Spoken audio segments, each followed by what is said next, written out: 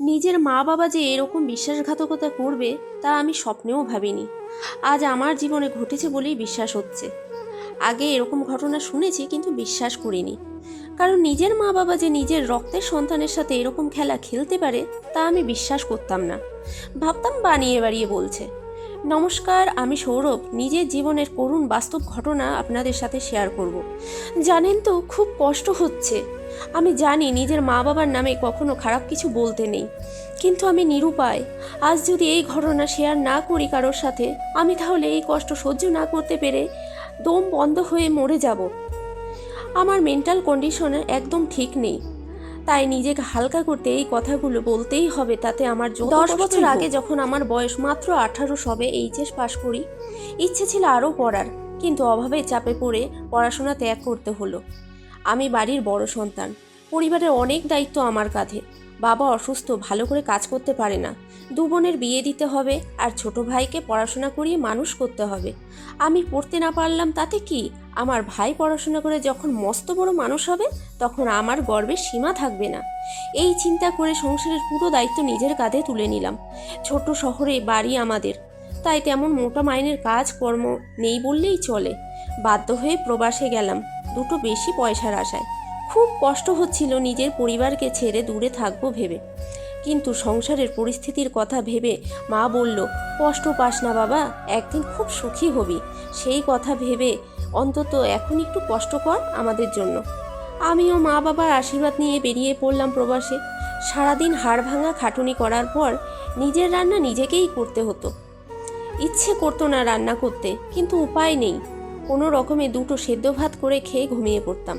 পরের দিন আবার সেই হাড় ভাঙা খাটুনি। এইভাবেই জীবন চলল। ভালো মন্দ কিছু খেতাম না পর্যন্ত, যাতে বাড়িতে মায়ের হাতে একটু বেশি টাকা পাঠাতে পারি। আমার স্যার আমার কাজে খুব খুশি হয়ে মাইনে বাড়িয়ে দিল। আমিও খুশি মনে মাকে বিশ্বাস করে উপার্জনের সব টাকা মায়ের কাছে পাঠাতে লাগলাম। একে একে 2 বোনের ভালো ঘর দেখে বিয়ে দিলাম। ভাইকে উচ্চশিক্ষিত করলাম। এখন সে বড় একটা কোম্পানিতে বড় পোস্টে কাজ করে বেশ মোটা মাইনে রোজগার করছে। এবার নিজের জীবনটাকে গুছিয়ে নিতে হবে, তাই মনে মনে ভাবলাম। মাকে বললাম, আমাদের ঘরটা তো ছোট, ওটা ভেঙে বড় করে একটা ঘর করো, আমি টাকা পাঠাবো। যা বলা তাই কাজ। মাসে মাসে সব টাকা বিশ্বাস করে মাকে পাঠালাম। মাও ফোনে বলল ঘর করা শুরু করেছে। আমি ফোনে বললাম, এর মধ্যে আর বাড়ি যাব না, একদম কমপ্লিট হলে বাড়ি যাব। তারপর ঘর যখন কমপ্লিট হলো বলে মা জানালো, আমি বাড়ি গেলাম। সবাইকে সারপ্রাইজ দেব বলে না জানিয়ে বাড়ি গেছি। ভাবলাম সবাই অবাক হয়ে যাবে এতদিন পরে আমাকে দেখে, কিন্তু আমাকে দেখে কেউ খুশি হলো না। উল্টে বাবা বলল, তুই হঠাৎ না জানিয়ে এভাবে চলে আসলি কেন? মা বলল, এখনও তো বাড়ির অনেক কাজ বাকি, তুই যে চলে আসলি, এখন টাকা আসবে কোথা থেকে? টাকা না হলে তো ওই কাজগুলো কমপ্লিট হবে না। আমি বললাম, যা হয়েছে হয়েছে, আর দরকার নেই, আমারও তো বয়স হয়ে যাচ্ছে। আমি ভাবছি এবার বিয়েটা করে নিয়ে পাকাপাকি এখানেই থেকে যাব। আমার ছোট ভাই এসে বলে, কি বলিস এখানে থাকবি? এখানে থাকা হবে না, এই বাড়ি আমি নিজের টাকায় করেছি, তোকে থাকতে দেব না। এসব শুনে আমার তো মাথায় আকাশ ভেঙে পড়ল। মাকে বললাম, আমি যে এতদিন টাকা পাঠালাম সেই টাকা তবে কি হলো? মা বাবা রেগে গিয়ে বলল, কটা টাকা পাঠিয়েছিস তুই যে এত বড় বড় কথা বলছিস? তোর টাকা তো ধার দেনা আর সংসার চালাতেই শেষ। এই ঘর তোর ছোট ভাই করেছে, আর আমরা তোর ভাইয়ের নামেই বাড়িটা করে দিয়েছি। এখানে তোর কিছুই নেই। তুই তো বিদেশে ভালো ইনকাম করছিস, ভালোই আছিস, তোর এসব বাড়িঘর নিয়ে কি হবে? তুই দরকার হলে একটা নতুন বাড়ি কিনে নিবি উপার্জন করে। আমি বললাম, বাবা তুমি কি বলো? আমার 40 বছর বয়স হয়ে গেল, এখন আবার উপার্জন করে নতুন বাড়ি করব?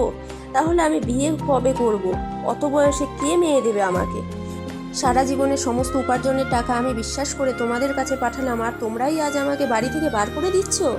মা বলল, এসেছিস যখন 1 সপ্তাহ থেকে যা, 2 দিন বাদেই তোর ভাইয়ের বিয়ে।